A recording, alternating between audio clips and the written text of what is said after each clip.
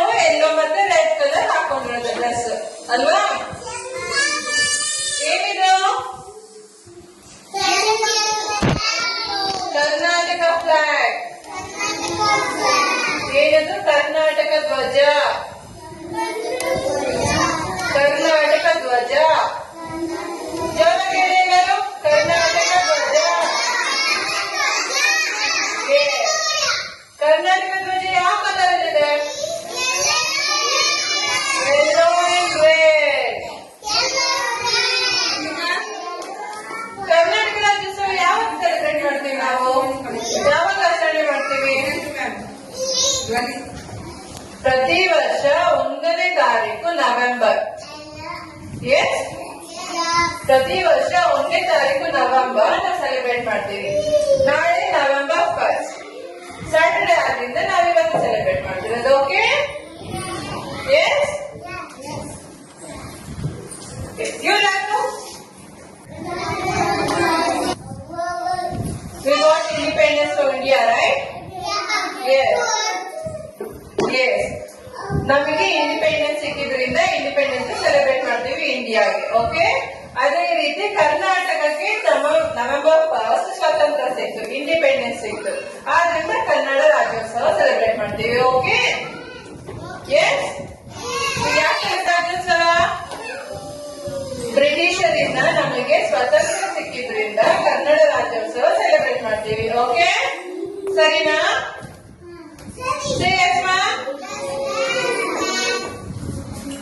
ಇವರೆಲ್ಲ ಯಾರು? ಯಾರು ಇವರೆಲ್ಲ ಹೇಳು? ಏನಿದು? ಕರ್ನಾಟಕ ಮ್ಯಾಪ್.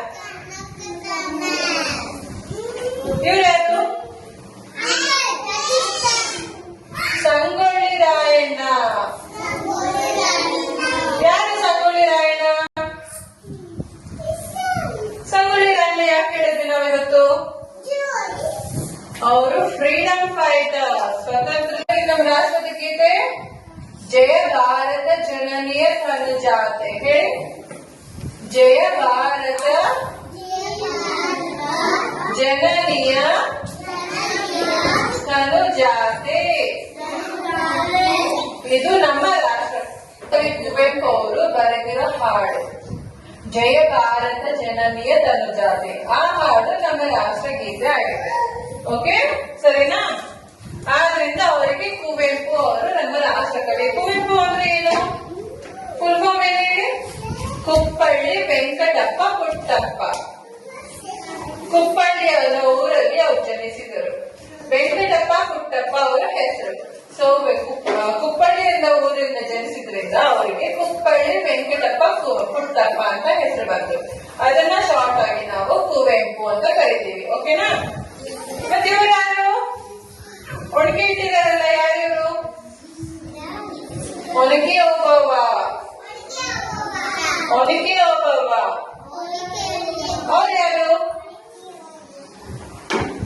ಅವರು ಸ್ವತಂತ್ರದ ಹೋರಾಟಗಾರ್ತಿ. ಹೈದರ ಸೈನ್ಯ ನಮ್ಮ ರಾಷ್ಟ್ರಕ್ಕೆ ಗುಹೆಯಿಂದ ಬರ್ತಿದ್ದಾರೆ ಅಂತ ಒಣಗಿ ಅವರು ಶಾಕ್ ಹೋಗ್ತಾರೆ. ಒಳಗೆ ಹೋದಾಗ ಒಣಗಿ ಅವರು ನೀರ್ ತರಕ್ಕೆ ಹೋಗ್ತಾರಲ್ಲ ಕೊಳಕ್ಕೆ. ನೀರ್ ತರಕ್ಕೆ ಹೋದಾಗ ಒಂದು ದೊಡ್ಡ ಗುಹೆ ಮಾಡ್ಕೊಂಡು ಬ್ರಿಟಿಷರ ಸೈನ್ಯ ಒಳಗೆ ಬರ್ತಿರುತ್ತೆ. ಅವಾಗ ಏನ್ ಮಾಡ್ಬೇಕು ಅವರು? ಅವ್ರ ಹಸ್ಬೆಂಡಿನ ಊಟ ಮಾಡ್ತಿದ್ದಾರೆ. ಊಟದಿಂದ ಮಧ್ಯದಲ್ಲಿ ಎಬ್ಬಿಸೋದಕ್ಕಾಗೋದಿಲ್ಲ ಅಲ್ವಾ? ಆದ್ರಿಂದ ಅವ್ರಿಗೆ ಬೇಗ ಬೇಗ ತಗೊಂಡು ಮನೇಲಿಟ್ಟು ಒಣಗಿ ತಗೊಂಡ್ಬಂದು ಒಬ್ಬೊಬ್ಬರನ್ನೇ ಸಾಯ್ತಾರೆ, ಒಬ್ಬೊಬ್ಬರನ್ನೇ ಹೊಡಿತಾರೆ. ಜೋರಾಗಿ ಎಲ್ಲಿ ಬರ್ತಿರ್ತಾರೆ ಅಲ್ಲಿ ಒಬ್ಬೊಬ್ಬರನ್ನೇ ಹೊಡಿತಾ ಇರ್ತಾರೆ. ಒಬ್ಬೊಬ್ಬರನ್ನೇ ಒಣಗಿಯಿಂದ ಹೊಡೆದು ಒಳಗೆ ಎರಡು ಬಂದು ಅವ್ರ ಕಡೆ ಹಾಕ್ತಾರೆ. ಓಕೆ? ಯಾರ್ಯಾರು ಬರ್ತಿರ್ತಾರೋ ಅವ್ರೊಬ್ಬೊಬ್ಬರು ತಲೆ ಹೊಡೆದು ಅವ್ರನ್ನೆಲ್ಲ ತಗೊಂಡು ಹೋಗಾಕ್ತಾರೆ. ಹಾಗೆ ಮಾಡಿ ಸುಮಾರು ಜನ ಬರ್ತಿರ್ತಾರೆ. ಏನಾಯ್ತು ಅಂತ ಹೇಳ್ಬಿಟ್ಟು ಅವ್ರ ಹಸ್ಬೆಂಡ್ ಮಾಡ್ತಾರೆ ನೋಡೋದಕ್ಕೆ. ಏನಾಯ್ತು, ಯಾಕಿನ್ನೂ ಒಬ್ಬವ ಬಂದಿಲ್ಲ ನೀರ್ ತಗೊಂಡು ಅಂತ. ಆಗ ಬಂದ್ ನೋಡಿದಾಗ ಒಬ್ಬೊಬ್ಬರನ್ನ ಸಾಯಿಸಿ ಒಬ್ಬೊಬ್ಬರನ್ನ ಹೊಡೆದು ತಗೊಂಡೋಗ್ತಾ ಇರ್ಬೇಕಾದ್ರೆ ಅವ್ರ ಹಸ್ಬೆಂಡ್ ನೋಡ್ತಾರೆ.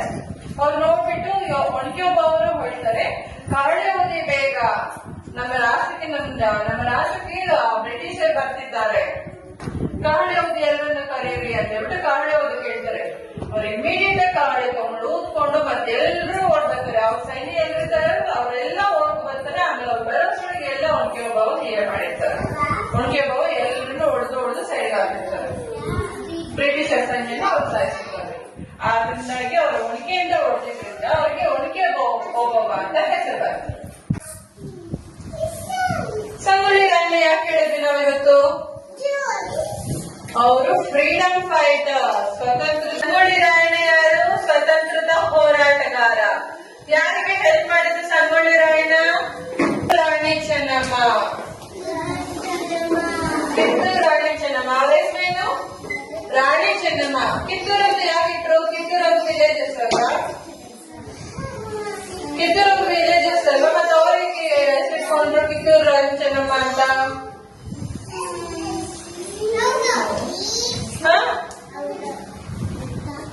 ಅವರು ಕಿತ್ತೂರಿಗೆ ಹೋರಾಟ ಮಾಡಿದ್ರು. ಅವ್ರ ರಾಜ್ಯ ಉಳಿಸ್ಕೊಳ್ಳೋದಕ್ಕೆ ಹೋರಾಟ ಮಾಡಿದ್ರು.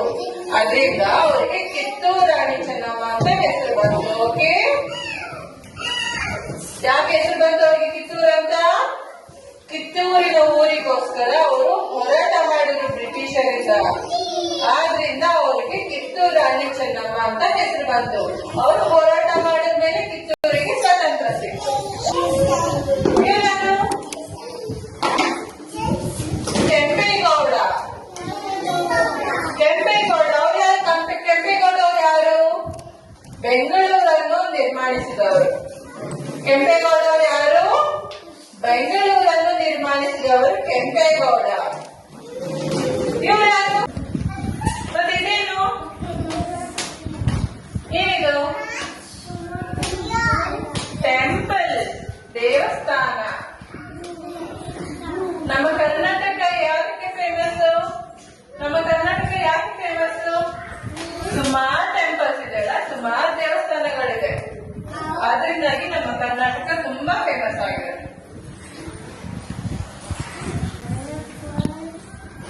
ಇದೇನು? ಯಕ್ಷಗಾನ. ಯಕ್ಷಗಾನ ಎಲ್ಲರೂ ಹೇಳಿದಾಗಿ ಯಕ್ಷಗಾನ. ಯಕ್ಷಗಾನ ನಮ್ಮ ಕರ್ನಾಟಕದ ನೃತ್ಯ ಯಾವುದು? ಯಕ್ಷಗಾನ. ಇದೇ ಹೇಳಿ.